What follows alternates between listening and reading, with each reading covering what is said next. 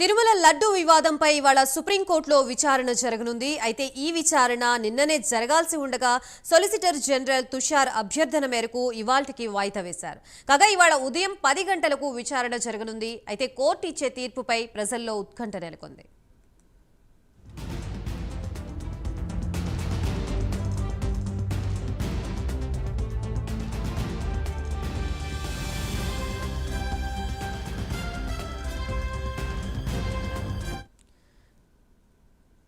తిరుమల లడ్డు వివాదంపై ఇవాళ సుప్రీంకోర్టులో విచారణ జరగనుంది. ప్రస్తుతం ఇదే అంశానికి సంబంధించి మనకి పూర్తి సమాచారం అందించడానికి మా ప్రతినిధి హరిబాబు సిద్ధంగా ఉన్నారు. హరిబాబు. Thank you Gayatri. ఏదైతే తిరుమలలో స్వామివారి లడ్డు ప్రసాదాలలో కల్తీ నెయ్యి వాడారు, జంతువుల అవశేషాలు ఉన్నటువంటి నెయ్యి వాడటం ద్వారా ప్రసాదాన్ని అపవిత్రమైందని చెప్పని రాష్ట్ర ప్రభుత్వం ఎన్డీటీవీ నివేదికల ద్వారా బహిర్గతం చేసింది.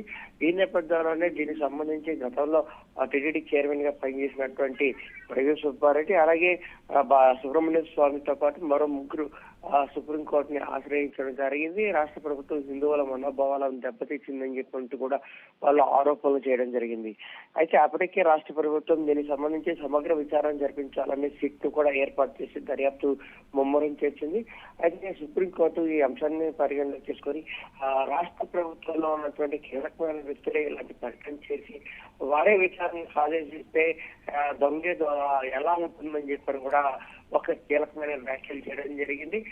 దీనికి సంబంధించి సుప్రీంకోర్టు వ్యాఖ్యలు చేసిన నేపథ్యంలోనే రాష్ట్ర ప్రభుత్వం కూడా సిట్ విచారణను తాత్కాలికంగా వాయిదా వేసింది.